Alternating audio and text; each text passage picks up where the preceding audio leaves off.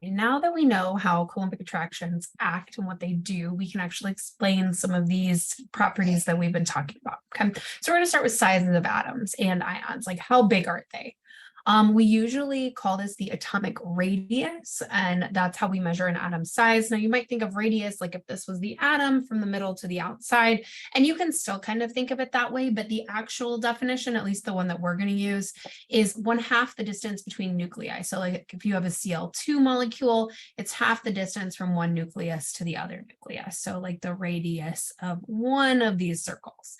Now you don't have to be able to list that, but you can kind of think of it that way, or you can think of it as like if the atom was a circle, which is not really right, from the nucleus to the outside is totally fine. But when I say radius or size, that's what we're talking about. Okay, so the trend, if you look at the periodic table, is that if you actually look at all of these sizes, these are the measurements of all of the atoms. Like this is how big the radius is.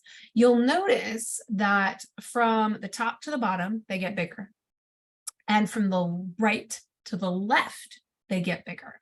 So actually, as their atomic numbers go up, like in the same row, they get smaller and smaller and smaller. So according to data, the trend is that across a period from left to right, they decrease in size or decrease in atomic radius. So like lithium and then beryllium is smaller, and the boron is smaller, and carbon is smaller, and so on and so forth. And down a group, right? A group is the column.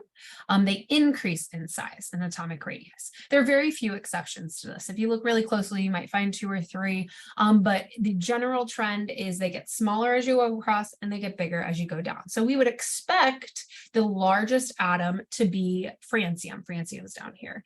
It's not on this periodic table just because we can't actually really measure francium because it only exists for a couple nanoseconds, but we would expect it to have the largest atomic radius.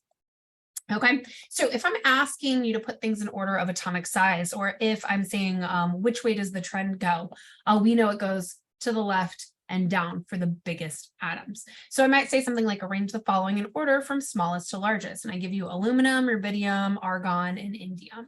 So you need to find them on the periodic table. So aluminum is here, rubidium is down here, argon is over here, and indium is somewhere. Oh, right there. Okay, so we're going to put them in order. It says from smallest to largest. So we would put the one in the furthest top right as the smallest. So in that case, it's argon. And then it would be aluminum. That's in the same row. And then it would be indium. And then it would be rubidium. So you'll see how I kind of figured that out. The furthest top and right is the smallest, the furthest left and down is the biggest.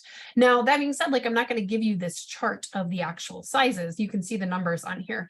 You need to be able to do this by knowing which way the trend goes. Okay, so if I say this, you can list them in this way: ALIN, or I like to put the greater than or less than arrows in there. So like argon is less than, aluminum is less than, indium, just in case you like accidentally put it backwards, I can still kind of tell what you mean. So that's why I like to use the greater than or less than arrows.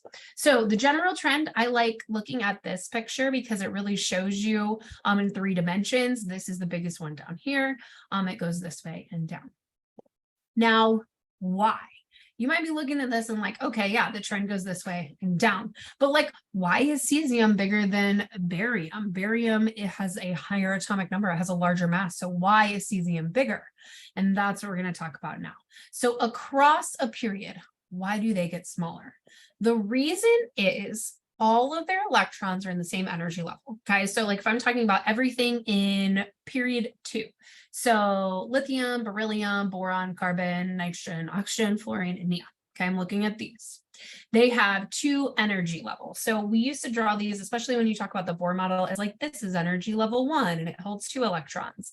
And this is energy level 2 and that's like 2s and 2p and it holds 8 electrons. Well, if we think of them that way, like the 1s and then this is the 2s and 2p, all of their valence electrons are in the 2s and the 2p. They're all in energy level 2, which means they're all in the same energy level. Now, if they're all in the same energy level, they're all going to be at about the same place. So what makes them smaller or larger?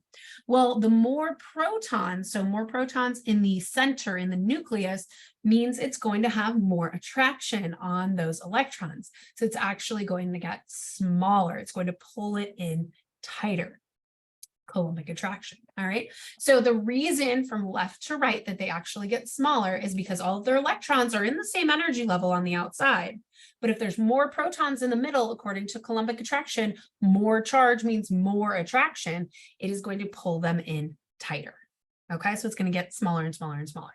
Now, as you go down, however, their valence electrons are not in the same energy level. You actually add a new energy level each time. We add a whole new circle. You can kind of think of it that way. So each roll adds a whole new energy level, so they definitely get bigger. If I were to graph all the sizes, you would see a nice, very consistent graph like this. Gets smaller, and then the next row, it gets bigger, and then it gets smaller as you go across, and then the next one down gets bigger, and so on and so forth. So all of these are like the rows. And like I said, there's not very many exceptions to this, okay? And that is the atomic radius trend. So we're talking about neutral atoms, no charges, Al, Rb, Ar, and In.